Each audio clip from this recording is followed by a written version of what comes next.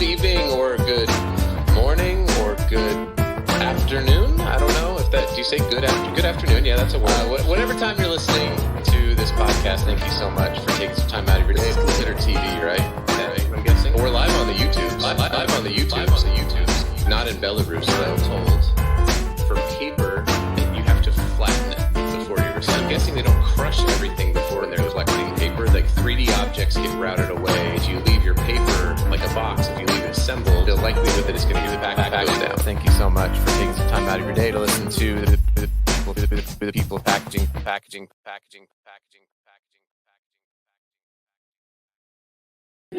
Hey everybody, I'm here again, live at wonderful Label Expo in Chicago, Illinois. It's been a long day.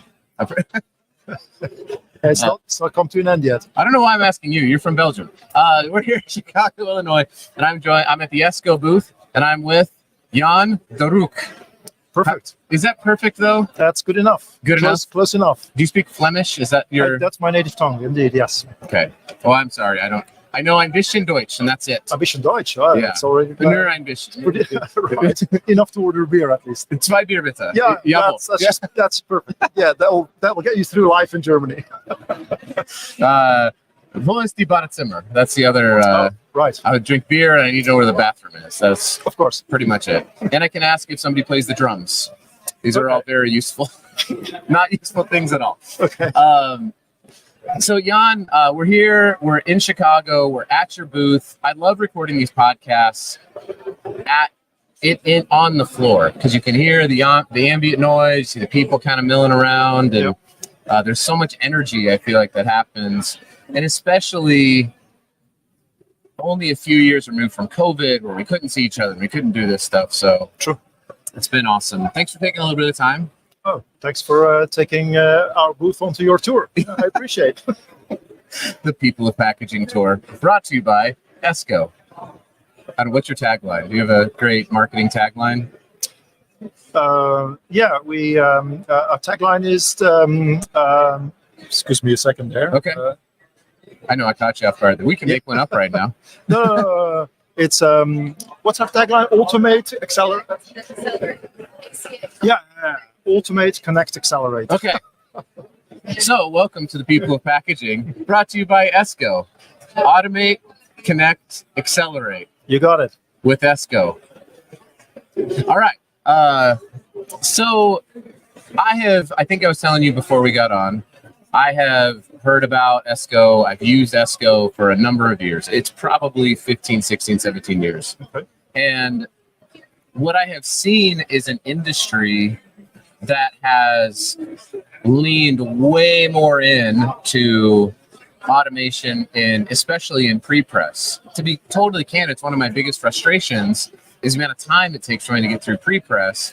And it seems like here at the booth, you guys are doing a lot to take out that sort of frustration for converters.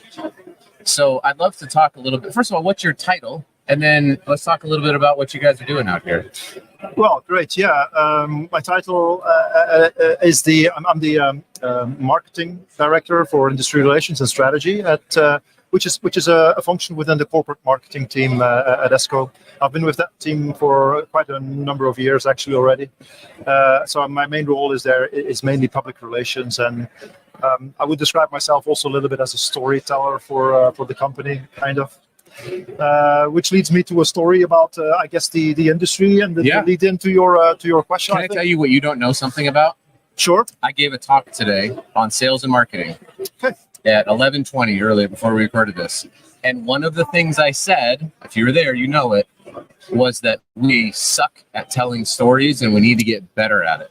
Because stories are a way to connect and we gravitate towards really good stories. We love, it's something that I think it's going to be hard to automate away, right? Like a human being who can tell a really good story, not a lie, not deceptive, but it just it can pull you in. So I love that that's part of your job. I was actually saying we need more companies that have people who can tell stories. So let's hear a good one. I'm excited. Well, I'd like to start my story with the actual role of packaging and labels. I mean, something you should never forget in our industry is that our product is never the end product that comes off of a printing press.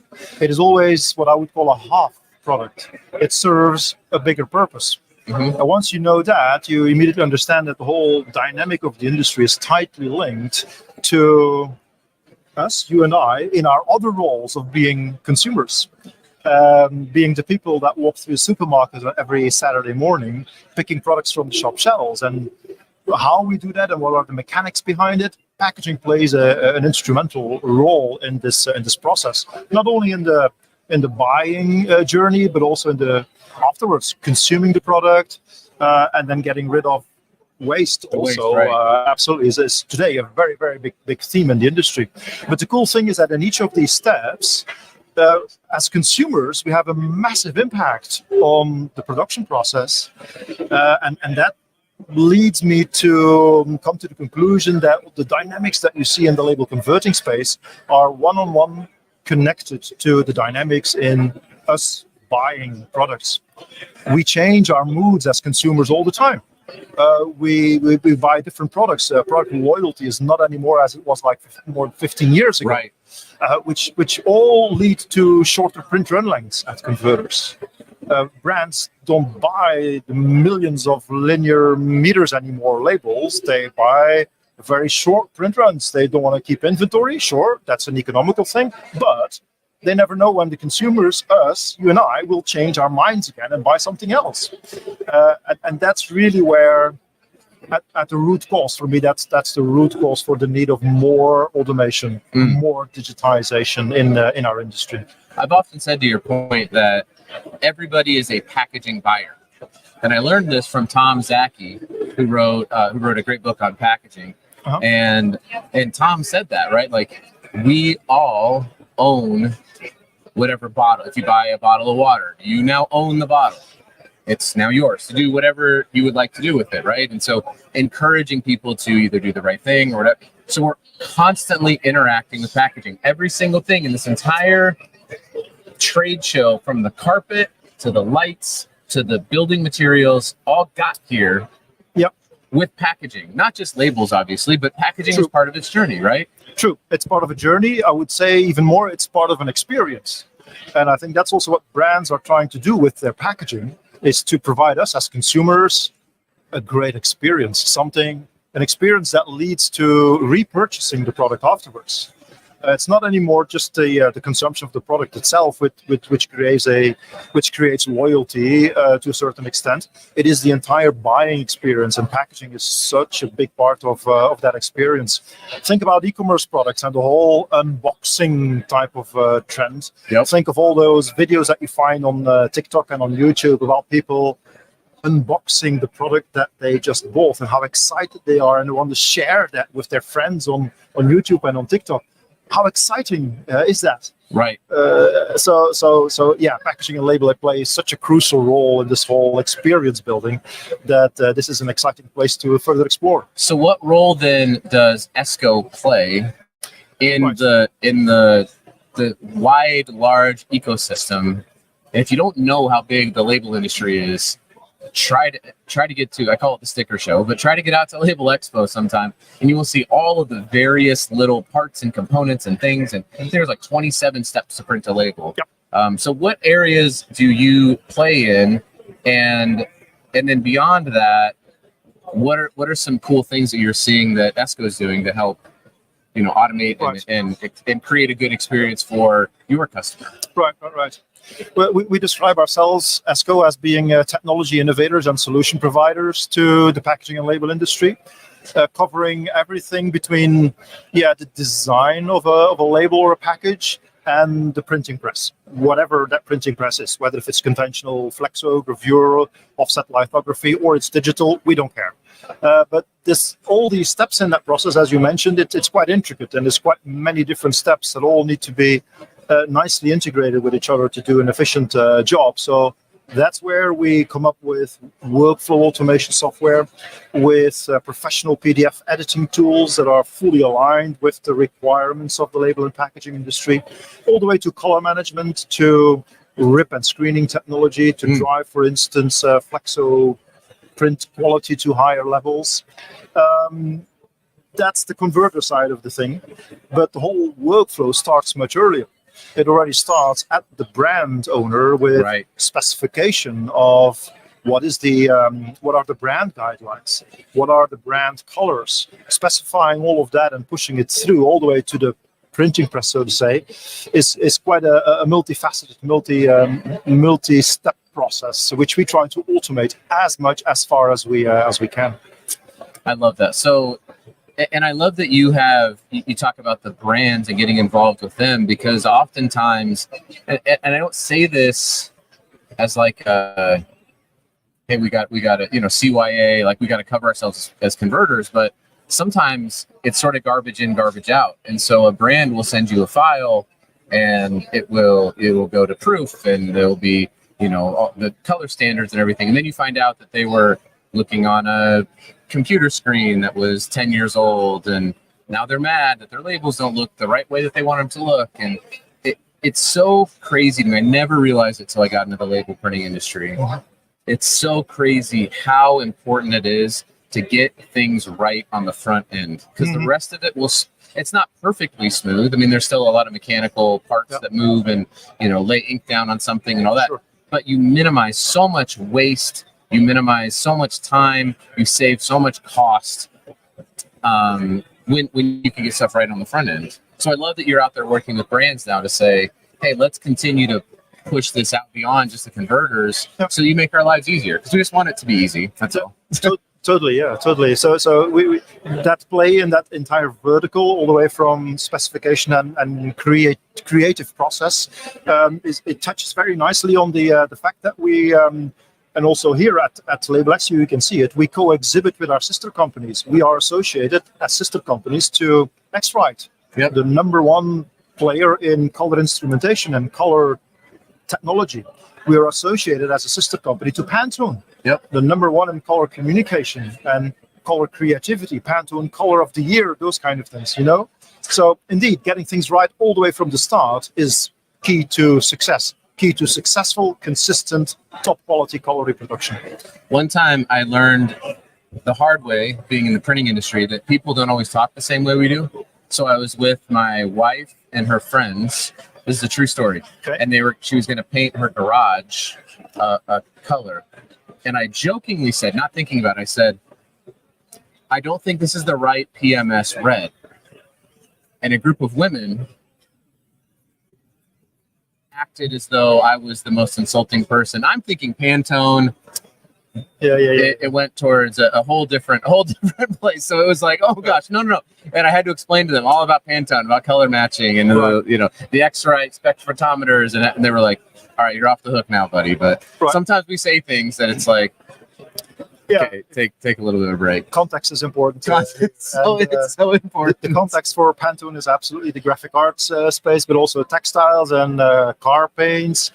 Maybe not so much interior decoration. But, no, I don't think they work in exactly. Yes, PMS colors. There are other standards there as well. Yeah, that's correct. So I think the one thing that people are asking about more and more and more, it was for sure a little bit last year, but I hear it now. I see sessions on it. Is artificial, or I heard a great talk today by Katie King from London. She called it augmented intelligence, not artificial. It's augmented intelligence.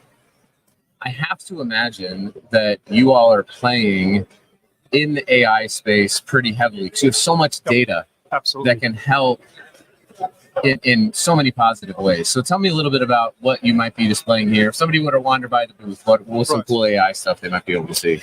Yeah, well, indeed, AI is definitely something that we're not only exploring, we also already have products that are providing solutions entirely based on AI algorithms. One of these applications we have in portfolio is a product called Phoenix. Okay. Think about the whole process of trying to combine multiple different label designs on a single web or on a single sheet, depending on the print process, and trying to do that in the most efficient way, given all the variables that come into play, like ordered run length, like substrate, like number of colors, like orientation of the fiber. I mean, so many variables that you need to take into account. Availability of the die shapes or not, those kind of a really very intricate process. As a human being, no way you can handle that, all of these variables, and then still do a good job at coming up with the most efficient one. This is an Excel spreadsheet exercise, which is highly, highly complicated. To that extent, Phoenix is using artificial intelligence to almost continuously calculate different options in terms of layout and organizing them in function of which one is the most efficient one. And that's an already available product on the market today. But besides that, we have, at Esko, we do each year, it's maybe an interesting story also, we do each year what we call innovation days. Should we call this story time with Jan? I love Everybody that. pull up a chair. We're going to come in close. Come closer, yeah, Story time with Jan. Yeah. Where was I? You're telling a story. Let's go. We call it innovation days. Okay. Which means that we carve 2 days out of the work time of our engineers and give them the freedom to come up with any idea themselves and pull a team together and actually develop that idea into a workable prototype. And also present them at the end of those 2 days. Present that to our leadership, and we create do a bit of a gamification there as well. We create a top 5 and so on, and there's a bunch of perks involved as well. But the last year, of the 53 different projects that were submitted by different teams within Esko, and by the way, it goes across also X-Rite and Pantone teams participate as well. I believe that of those 53, at least 34 of them were based on the AI, had an AI component in there. So this is something that really lives within the engineering teams at Esko. And I'm quite excited also that here at Label Expo, we have what we call a bit of an innovation lab setup, where we can already show such prototypes to people that ask us the question, what are you doing with AI? Yeah. So we actually have the capability here to show some of these prototypes to anybody that's interested. We're very open about that. And one of these tools is, for instance, looking at. I'm sure many of the listeners will be recognizing themselves when I say that the target audience here is a converter which receives from their customer an already printed label without any color profile type of specification coming along with that. You mean no here? Data with it. Here, can you print this? Yes. Yeah. Exactly that one. Yeah. Never happens. So how do you re-engineer in such a way that you can color consistently and color accurately reprint that job on let's say an indigo press? So we've together with X-Rite developed a prototype there, which is allowing you to measure like 5-6 points in that existing label.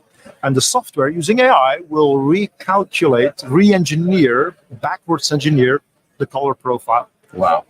It's just only one of the examples. So the other example is experimenting, for instance, with carbon footprint as well. Another very, very hot theme in the industry, where you receive a design as a converter, order intake, you take the order, but then how do you quote for that order? Well, based on AI, we've built a tool which will look at all the different components, number of separations, number of inks, what type of material, what is the final product that needs to be packaged, and so on. And the software will come up with a quote. Not only that, not only dollars in the quote, but also CO2 emission for that given type of label, that given type of product. We don't have enough time for me to tell you how excited I am about that. and I don't mean that. So are we. I was not, just so you know, like we don't have like talking points or anything. I was not aware of that. And I think that has been a hot button topic for me, because I started off buying packaging and it sucks. It's not a fun job to have to buy packaging from converters. Sorry, converters. It's just not fun. It's really hard. I can buy customized shoes and a couch in a few clicks on my phone. Yeah, true. But if I want to buy a label, oh dear God, it's a multi-week situation. Yeah, true. So I love or folding cartons or shrink sleeves or they're all the same. It just it takes so much time, and to me, I think most people who buy this stuff for their job, not just like Joe Consumer who buys a bottle of water, they want to know a couple of key things. What does it cost? Yep. What's it made out of?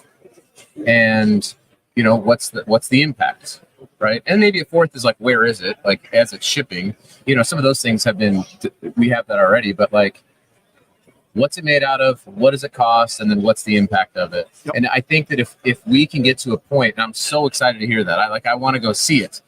Is that something we can go see after this? Absolutely. Okay. Because to me, the exciting thing is that if we can put that into the hands of the CPG brands and they can start making decisions without having to tie up all of the time and money that a converter might have, they can make those. Then everybody wins in that situation. That makes me so happy. That's very true. I love it. Well, Jan De Roeck, I tried to carry it all the way through. It actually works. Yeah. Okay. This is a global podcast, so I'm trying to learn. I got to interview people in every continent except for Antarctica so far. Okay. There's no packaging on Antarctica that I've been able to. That's an interesting fact to know. I don't. Well, maybe there is, but I don't. Nobody's come on my podcast yet. Well, how would people reach out to? I mean, obviously, I can put the Esko website down at the bottom, but if they had questions for you, if they just wanted story time with Jan, how would they get in touch with you? Well, if Esko.com is effectively the most common way to reach out to us in general, and there is a contact us type of form over there. If you explicitly ask for me, Jan De Roeck, my name into the form, I'm sure it will end up on my desk or in my mailbox. Can they find you on LinkedIn? Yes, they can indeed. Okay. Yes. What about MySpace? No. Facebook? No. TikTok? No. No, thank you. Snapchat. Everyone find Jan De Roeck on Snapchat. Let's take LinkedIn and Esko.com. That's a sufficient amount of channels to get to me. No worries about that. I love it. Well, Jan, thank you so much for coming on the show. I really appreciate it. If you're here at the show and you're watching this, come by and check them out. What booth are we at here? 335. 335 here at the show. Thank you. Appreciate it.